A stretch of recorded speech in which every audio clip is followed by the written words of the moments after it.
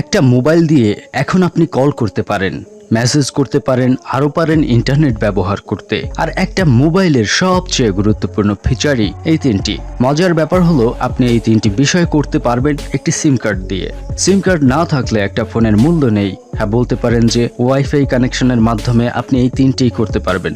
তবে বস, এখানে কথা আছে, ওয়াইফাই তো আপনার জন্য সর্বত্র অ্যাভেলেবেল না, আর একটা রাউটার সর্বক্ষণ পকেটে নিয়েও আপনি ঘুরতে পারবেন না।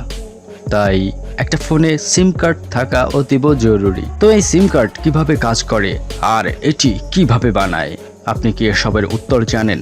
না জানলে সমস্যা নেই, এই ভিডিও থেকে আজ আপনি সেসবই জানবেন। তো same as previous video, watch with me and let's start today's video.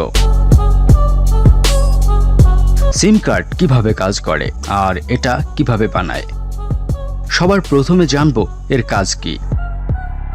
সিম কার্ডের full meaning subscriber identity module.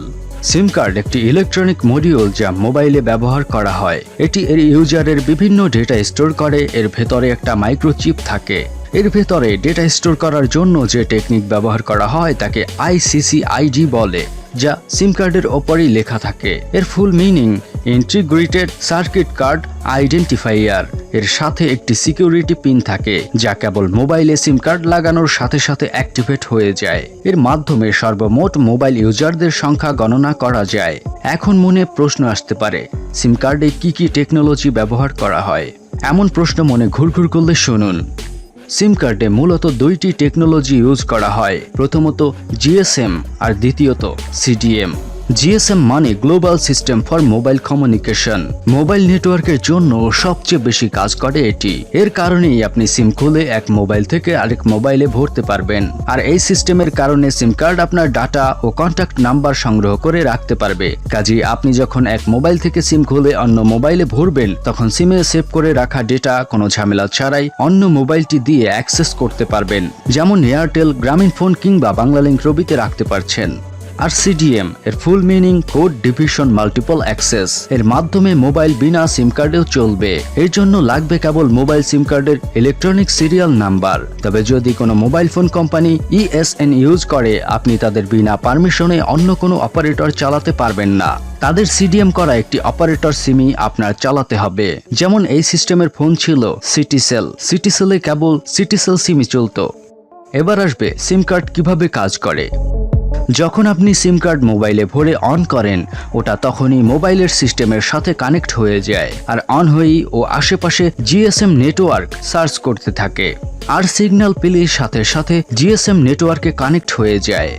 কারণ জিএসএম নেটওয়ার্ক মোবাইল ফোনের ট্রান্সলেটর খুঁজে কানেক্ট হয়ে যায়। এবার আপনি মোবাইল থেকে কল রিসিভ ও কলও করতে পারবেন। এবার আপনি কথা বলা, মেসেজ করা, এমনকি ইন্টারনেটও অ্যাক্সেস করতে পারবেন।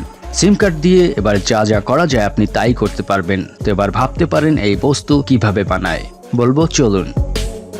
সবার প্রথমে একটি মেশিন নেটওয়ার্কের বিষয়টা ফিক্সড করে দেয়।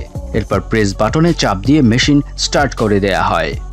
এখানে একটি ইউনিটে তৈরি হয় গোল্ডেন চিপ।